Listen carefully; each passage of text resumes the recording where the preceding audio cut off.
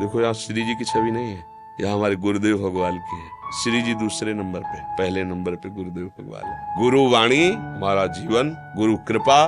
श्री जी तो पहले भी थी ना, क्योंकि वो अनंत है, अनादिकाल से थी, अनेकों जन्म व्यतीत हो गए तो पहले भी थी, भगवान तो पहले भी थे ना। गुरु रूप में आकर उन्होंने जो कृपा की, इसलिए सबसे पहला हमारा दंडवत और सबसे पहले हमारा सुमिरन गुरुदेव का होता है। उनकी कृपा से ही सतमार्ग है। हम श्री जी को पहले नहीं, गुरुदेव को पहले, उनकी कृपा से। अगर श्री जी का थोड़ा भी प्यार मिलता है तो हम ये देखते हैं कि इनकी कृपा से मिलता। मेरे में ऐसा कोई सद्गुण नहीं, मैं इस लायक नहीं, ये तो मेरे गुरुदेव की कृपा है, इसलिए मुझे प्यार मिल रहा है।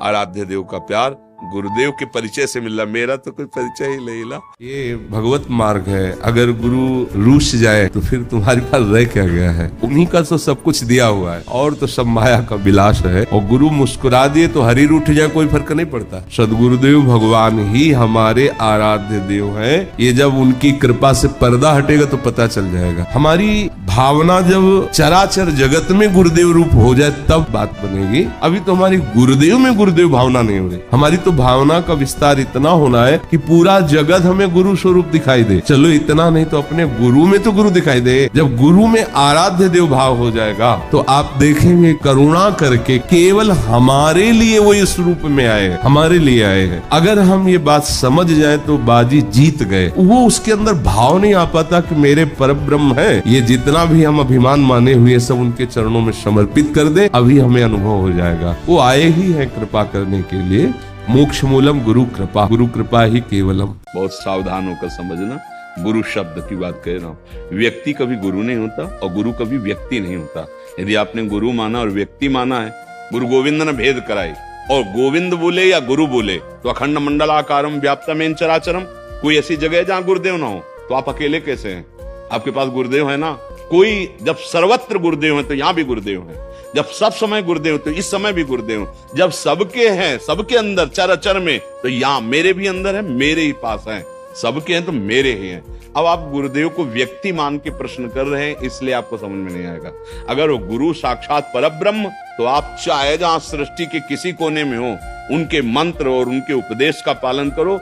खुली आंख तुम्हें गुरुदेव ऐसे दिखाई देंगे जैसे हम आपको देख रहे हैं। यह अनुभव की बात कह रहे, प्रवचन की बात नहीं कह रहे। ऐसे ही जहां भी जाओगे गुरु तुम्हारे साथ है। तुम्हें छोड़ दे वो गुरु नहीं होता, तुम छोड़ देते हो इसलिए शिष्य नहीं हो। गुरु तुम्हें नहीं छोड़ सकता। गुरुदेव के वचन सिर्फ, और उसी वचन से आप आगे बढ़ो, बस श्री जी की प्राप्ति हो जाएगी। दूसरा कोई नहीं, कोई नहीं, कोई नहीं। जो गुरुदेव ने उपदेश दिया बस उस पे दृढ़ हो जाना है। माया का कार्य है, बस उसी से हटा देना और सब करवाएगी। प्रभु के अनंत नाम है, चितम केशवम नारायणम। लेकिन हमारे गुरुदेव ने हमें बोला राधा, अब राधा नाम में हमें रति करनी, बस राधा नाम। गुरुदेव के द्वारा जो श्रीमुख से मिला हुआ नाम मंत्र है, उससे हटाना चाहती माया, नहीं हटाएंगे। दिन में 5 बार बोलेंगे, लेकिन वही बोलेंगे 6वीं बार, और कुछ नहीं बोलेंगे।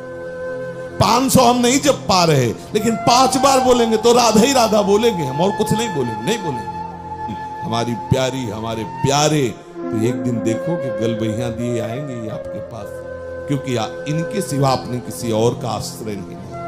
उपासना का रंग तभी आता है जब आप अपनी निष्ठा पे आते हैं। आपको जितना विवेक है, आप में जितनी सामर्थ्य है, मतलब आप उतना कदम बढ़ाइए। आगे का सारा कार्य इष्ट गुरु करेंगे, निश्चिंत रहिए आप।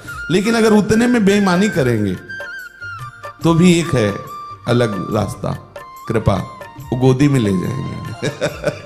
अरे अपने तो जीत गए यार, अपने तो जीत गए। नागरी दासी जन्म जितायो बलिया, बड़ा आलसी है, कायर है, चलना भी नहीं चाहता। थोड़ा इतना बोलेंगे पर ले जाएंगे, वो ऐसे ले जाएंगे। चल, सब जा रहे हैं दौड़ दौड़ के, और ये आलसी वो बैठ गया, नहीं जाना, नहीं चलना, ऐसा वैसा। ए पकड़ो, तुम भी पकड़ो, और टांग के उसको वहां पहुंचा दे, उतरिया। ऐसा भी होता है, इसे कहते हैं लिफ्ट की यात्रा। सहसा किसी के प्रवचन सुनकर, प्रभाव देखकर गुरु नहीं बनाया जाता।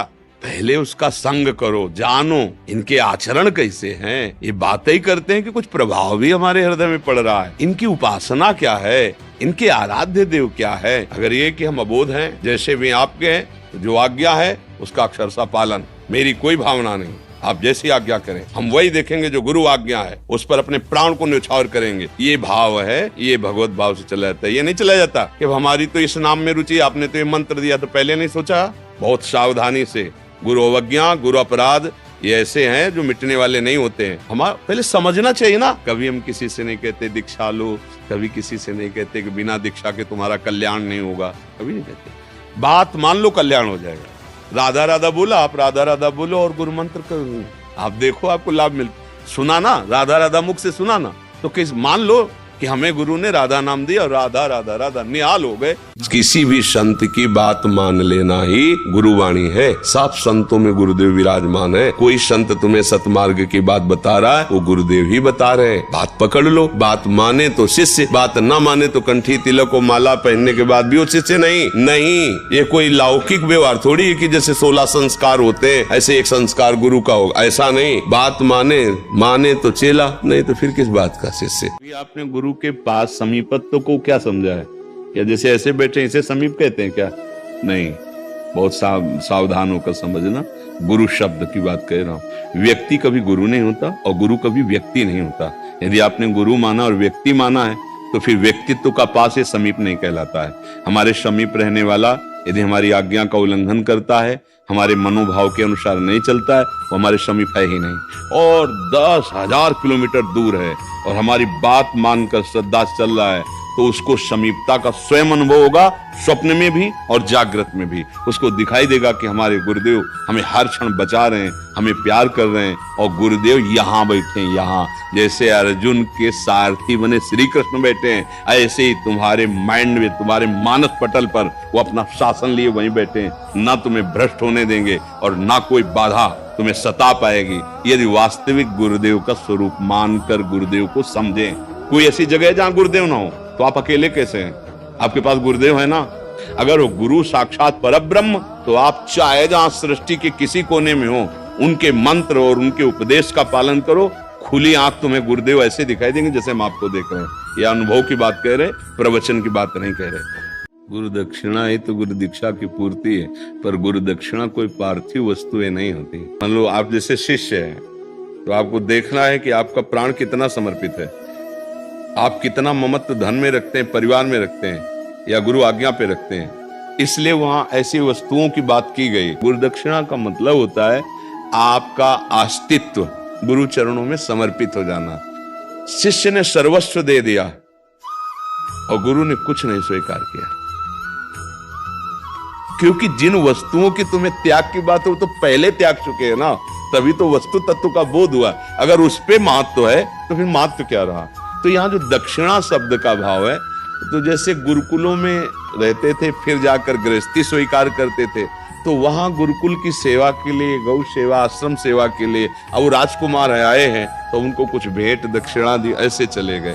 वस्तुतः गुरु दक्षिणा का सीधा महत्व है तुम्हें भगवत प्राप्ति हो जाए। तुम्हारी भगवत प्राप्ति में तुम्हारा शरीर का अभिमान, धन का अभिमान, जन का अभिमान, ये सब बाधक है। उस अभिमान को त्यागने की बात है, ना कि रुपया पैसा ऐसा की तन मन प्राण आपकी आज्ञा में समर्पित करेंगे, यही गुरु दक्षिणा है।